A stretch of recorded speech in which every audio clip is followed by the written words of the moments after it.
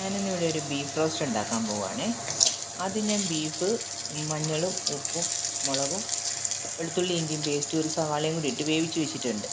അതിലേക്ക് നമുക്ക് ആവശ്യമായത് വെളിച്ചെണ്ണ ഒഴിച്ച് കടുക് പൊട്ടിച്ചു, ഉണക്കമുളക് ഇട്ട് കറിവേപ്പില ഇട്ട് അതിലേക്ക് സവാള ഉള്ളി നന്നായിട്ട് ഒരു 3 സവാള ഉള്ളി എടുത്ത് 1 കിലോ ബീഫാണ്, അതങ്ങ് വഴറ്റാൻ വെച്ചിട്ടുണ്ട്. വേവിച്ച് വെച്ചിരിക്കുന്ന ബീഫാണ് ഈ കാണുന്നത്.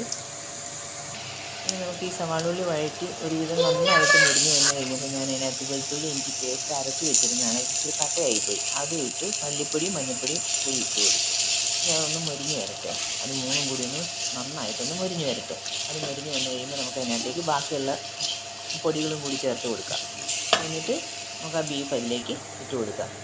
മുളക് ഇട്ട് വേവിച്ചത് കൊണ്ട് കാശ്മീരി മുളക് പൊടിയാണ്, ഞാൻ ഒരു ചെറിയ സ്പൂൺ മുളക് മാത്രമേ ഇട്ടിട്ടുള്ളൂ. അതിൽ കുറച്ച് കുരുമുളക് പൊടി ചേർത്ത് കുറച്ച് ആ ബീഫിൽ നിന്നുള്ള വെള്ളം ഒഴിച്ച് കൊടുത്തിട്ടുണ്ടായിരുന്നു, പൊടി കരിഞ്ഞു പോകാതിരിക്കാൻ വേണ്ടിയിട്ട്. അതൊന്ന് മൂത്ത് കഴിഞ്ഞപ്പോൾ ബീഫും കൂടി അതിലേക്ക് ആഡ് ചെയ്തിട്ട് കുറച്ച് ഗരം മസാലയും കൂടി അതിൻ്റെ മുകളിലിട്ട് കൊടുക്കും. ഇനി ഇത് നന്നായിട്ടൊന്ന് വഴണ്ട് വരട്ടെ കേട്ടോ.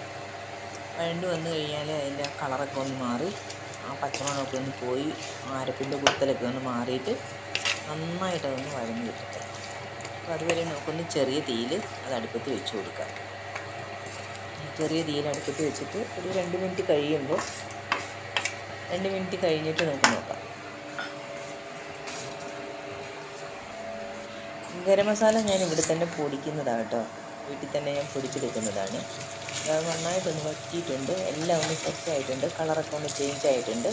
ഇനി നമുക്കിതിനകത്തേക്ക് അല്പം മല്ലിയിലയും കൂടി കണ്ടിച്ചിടാം. മല്ലിയില ഓപ്ഷനിലാണ്, വേണമെങ്കിൽ ഇഷ്ടമുണ്ടെങ്കിൽ മാത്രം ഇട്ട് കൊടുത്താൽ മതി, അത് വേണമെന്നൊരു നിർബന്ധവും ഇല്ല. അപ്പോൾ ഞാനിച്ചിരി മല്ലിയില ഇട്ട് കൊടുത്തിട്ടുണ്ട്. നമ്മുടെ കറി ഇവിടെ റെഡി ആയിട്ടുണ്ട്.